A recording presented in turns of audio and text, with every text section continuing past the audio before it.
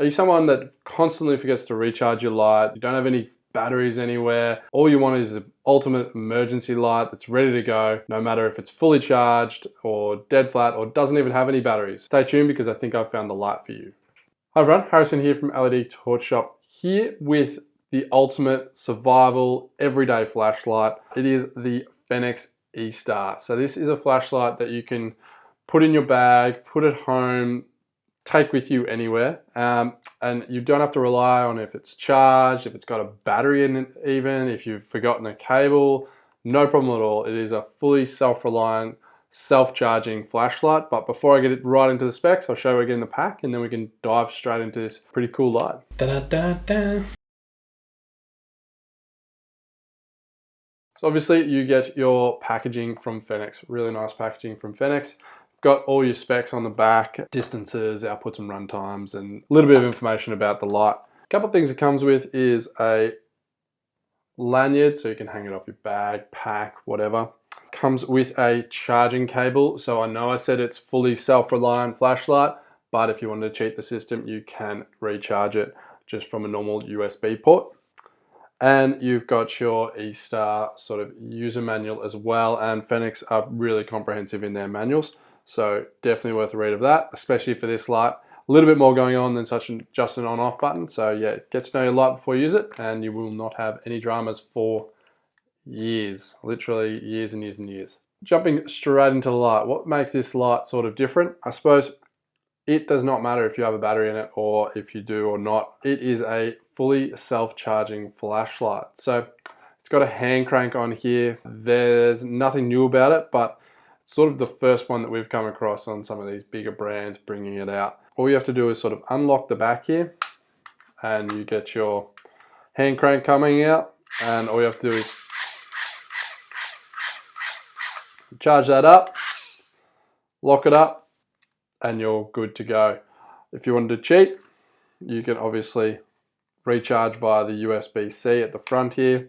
Now that powers a nickel metal hydride battery actually. So they've opted with the nickel metal hydride battery because it is a very slow discharging battery. You can run it right down, and yeah, it is just not going to have to be recharged like lithium batteries every sort of 3 to 6 months. Lithium is fantastic. They're able to produce a lot of light, a lot of output, a lot of volts outside their batteries, but you do have to sort of maintain them. Otherwise, if you sort of left that battery sit there in sort of a device for sort of like 3-6 months, it might drain too low and not be able to charge back up. So the advantage of the battery they've chosen is to sort of avoid that. It's able to drain quite low, still being stable, and you're able to charge that thing back up. Sort of a plastic construction all over. You are going to be able to chuck this thing in your bag and not worry about it. It's got an on-off switch here, so sort of essentially a lockout, and then you've got your mode switch at the front. Really easy to use. It is not a bright flashlight by any means, but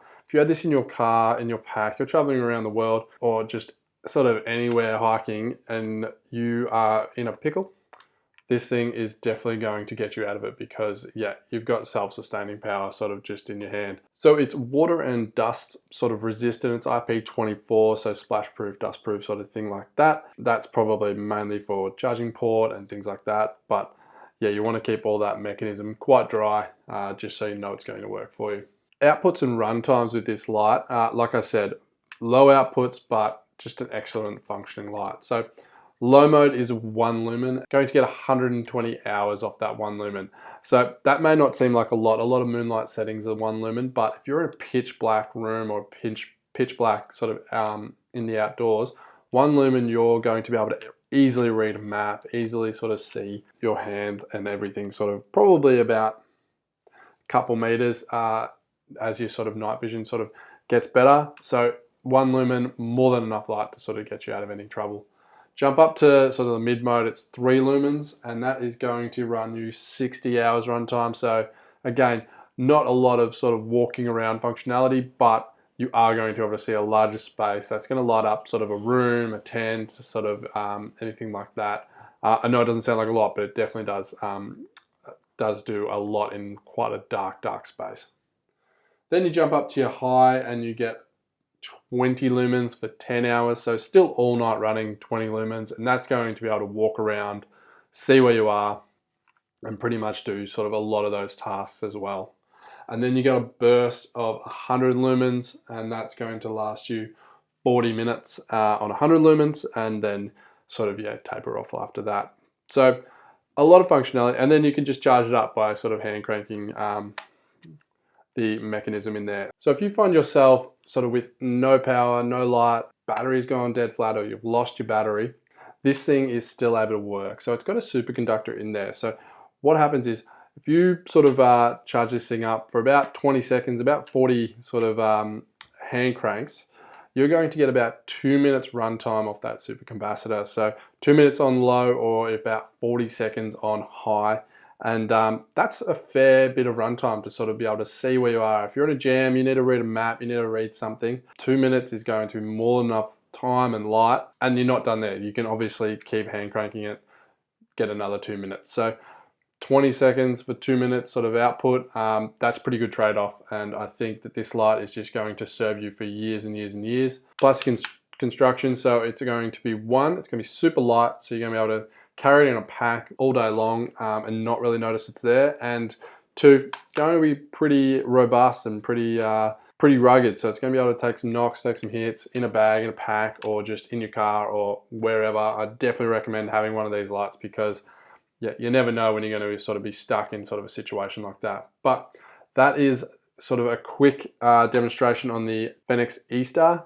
So definitely worth taking a look at sort of some other videos and some other information out there if you're interested in grabbing one. But as an emergency light, as sort of a bug out bag sort of light, grab yourself one, because they're not super expensive, and yeah, they're always going to be able to get you out of a jam. Drop a link below to the Fenix E-Star below, but thanks for watching this one. Please feel free to like, subscribe to the channel if you're liking the content. It really helps us out. We've got new content coming out all the time, so keep yourself up to date, and I'll catch you on the next one.